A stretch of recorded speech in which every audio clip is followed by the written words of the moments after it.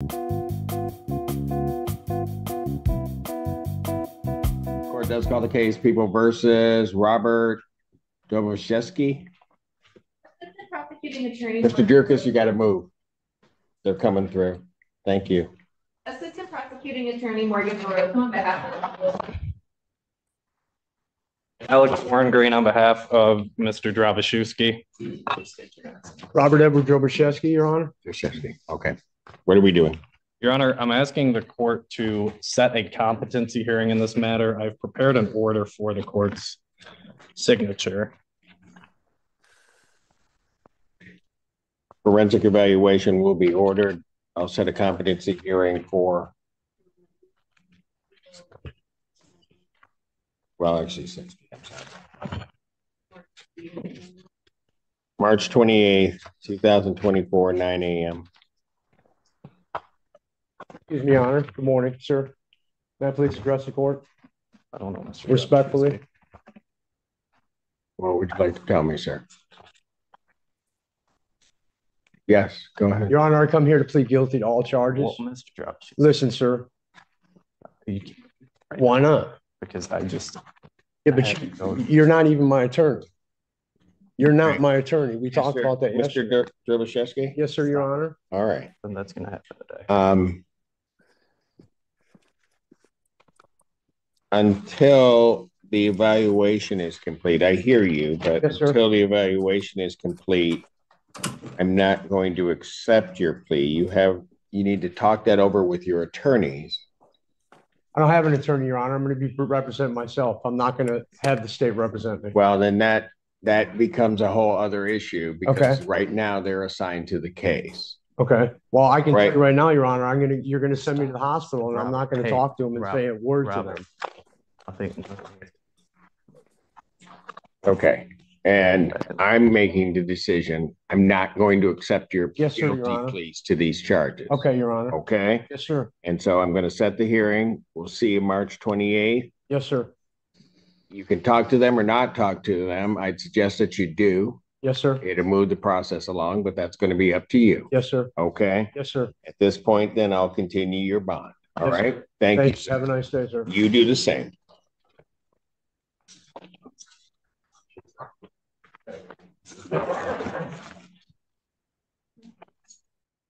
Does call the case People versus Syed Lewis.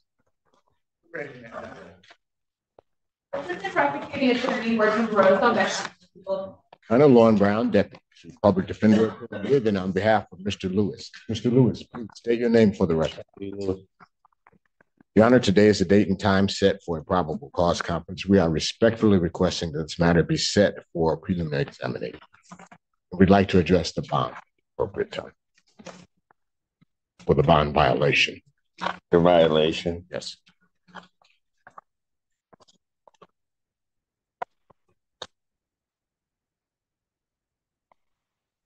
Discovery complete. Yes, Your Honor. People have their witnesses available to sex. Yes, Your Honor. Preliminary examination in this matter will be set in person February 6, 2024, 9 a.m. That is before Judge Perry. Thank you, Your Honor. As to bond. Your Honor, there's a bond violation. It notes that my client went past a zone where the complaining witness lives. It alleges that he did that twice, I think maybe 3 or 4 days apart. My client was in a vehicle. In between being warned. Well, correct. Okay, go ahead. He's in a vehicle. He's not driving on either occasion. At the first time, he was not aware that that was the zone that he was supposed to be kept out of. Second time, they had sent a notice to his recorder or recording device. He didn't get that notice in time. The second time, he was still in the vehicle and still drove past the zone. I should note that to the best of my knowledge, there was no contact, no sighting by my client of the complaining witness or vice versa. No contact, nothing of that sort. Something that was inadvertent and unintentional. Even the second time, he was too slow to get his messages to be told that he had gone past the zone. So this was a violation that certainly was not intended by my client. We're asking that his bond be reinstated. He now understands where the zone is. He knows to stay out of that zone. And again, there has been no allegations of any contact of any sort between myself and the complaining witness in this matter.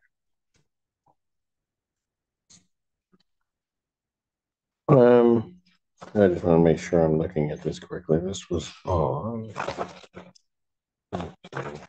While you look at that, I would note that he was out on bond before, and there were no indication of any bond violation before that. Response from the people. Yes, Your Honor. We are actually in the process of writing the forfeiture by wrongdoing motion based off of jail calls that the defendant has been making to the victim since he came into custody. So at this point, we are not pleased with the 2 violations of the exclusion zone, but beyond that, we think that there are additional issues with violations of the bond and the no contact order. So specifically, in response, specifically dealing with the 4 corners of the bond violation, again, there's been no allegations of any contact whatsoever or any knowledge that he was in the zone at the time that he was going through the zone. He was not driving. He was in a vehicle driven by someone else at the time. So going just on what we had before us as far as the bond violation, I don't believe that was as to a forfeiture by wrongdoing. We would leave the people to their proofs on that, but I don't think that that's germane to this particular bond. Well, when are the alleged phone calls? The alleged phone calls, I apologize, Your Honor, going back through, they are from December. So they are prior to when he has come back into custody from December 9th and 10th and 12th. There are 7 calls in total.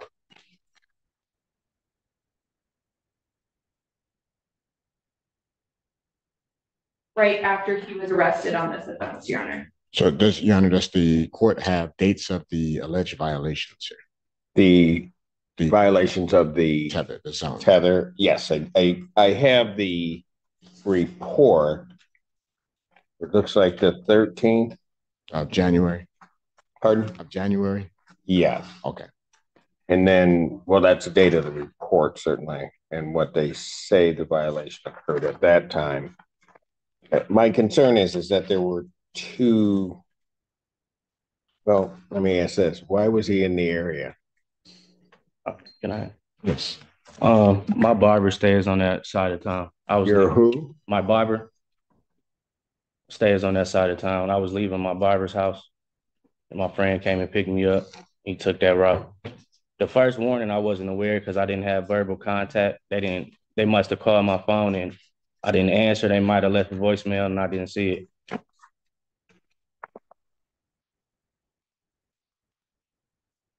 But you knew where you weren't supposed to be. Right? Yeah, I wasn't aware that like the radius would be that, I was on the main road.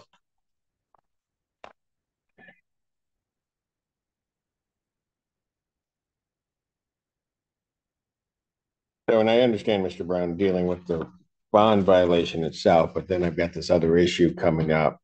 And people say they're going to file a motion? Yes, Your Honor. We have actually, Ms. Zenda is drafting it today. So it should be on your desk, hopefully by Monday. Oh, joy.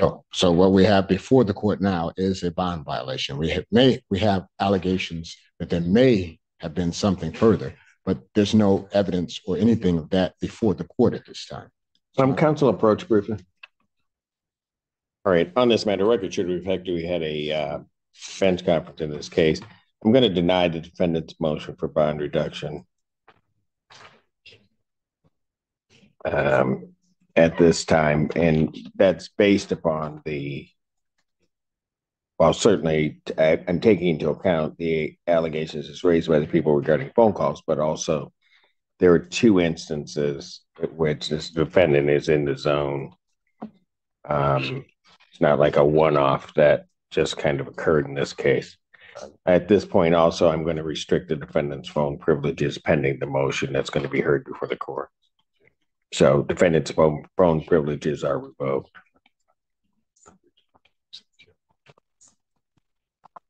Thank you. Case People versus Patrick Petroprin. Good morning, Assistant Public Defender Lauren Perny on behalf of Mr. Petterprin. Can you state your name, please? Patrick Clayton Petterprin. All right. Go ahead.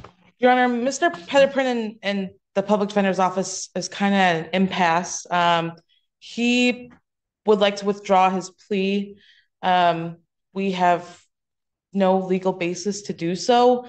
At this point, I think maybe new counsel needs to be appointed if he wants to do so, because we don't necessarily agree with that strategy.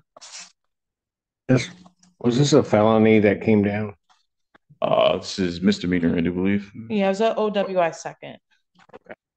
And you're wishing to withdraw your plea, but defense counsel in good conscience can't file that. They're saying that the only way that they would be able to file it would be via the ineffective assistance. And that is not exactly what I've been trying to say, but it's rather hard to do so. I don't want to waste the court's time. I guess I also don't want to waste my time. I've been in here about 6 months. So with that being said, I guess if I have a question as far as if I did file for the ineffective assistance to see where we could go from there. As far as my representation, would I be able to represent myself, or do I have to wait on representation from another firm that would do this pro bono? Are you asking that? I mean, I don't know that a motion has been filed before the court for the withdrawal of the public defender. So they're still on the case, but I'm trying to figure out what the issue is. And if Mr. Petterprin does not want to move forward with sentencing today, I think that's the only viable next step is for the public defender's office to withdraw, because we don't agree on the strategy moving forward. Well, no, I understand that part. I'm just trying to figure out why. Or is there a basis upon which you're seeking to withdraw your plea, sir? Yes, if I may, I have some notes here that I wrote down. I'll keep them brief. Please. All right. Now, I won't even go all over. As far as my desire to withdraw the plea, I have several things written down, but as I said, I'll try to keep it brief. For one, and I'd say the main, the fact that several of the gentlemen I was engaged with an altercation. Several of the gentlemen I was engaged with in an altercation on the night in question were moved to my blocks days, if not the night prior to my arraignment and or pre-sentencing, preliminary hearings, and so forth. Has to do with why I would like to withdraw my no contest if necessary. And to explain that, I would say that, I would say that being that it can be hard to communicate or even think, while being incarcerated and different things like that are things that would, make it hard for me to make the proper decision, but I did not plead guilty.